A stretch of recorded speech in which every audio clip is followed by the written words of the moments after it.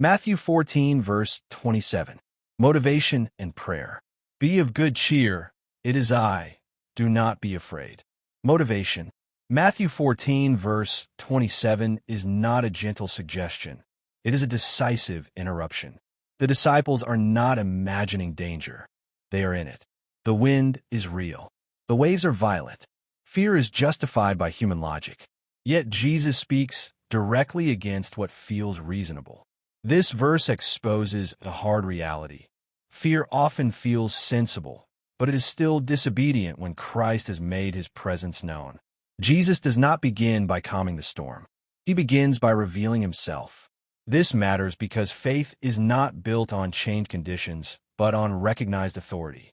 If the storm must end before peace begins, then peace is dependent on circumstances. Jesus refuses that model. Be of good cheer is not emotional hype. It is a command to realign the heart. Joy here is not laughter. It is confidence rooted in who is present. Jesus is saying, your situation has not improved, but your position has. It is I, is the center of a verse. This is not mere reassurance. It is revelation. The one speaking is not a helper passing by. He is the Lord over wind, water, and fear itself. The storm may be loud, but it does not have the final authority. Do not be afraid is spoken while the waves are still crashing. This exposes a truth many resist. Fear does not disappear when circumstances change. It disappears when trust is established. Many people delay obedience until fear leaves. Scripture teaches the opposite. Fear leaves when obedience begins. The presence of Christ demands a response, not a wait-and-see attitude. This verse confronts passive faith.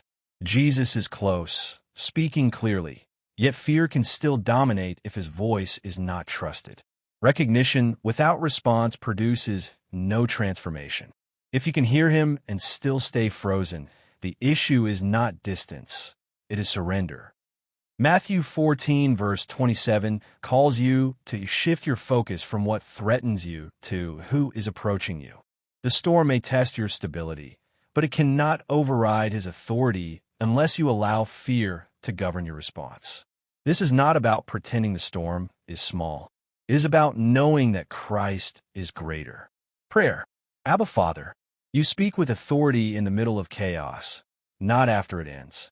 You come near when fear is loud and uncertainty feels justified. I admit that I have allowed fear to slow my obedience. I have listened too long to the storm and not long enough to your voice.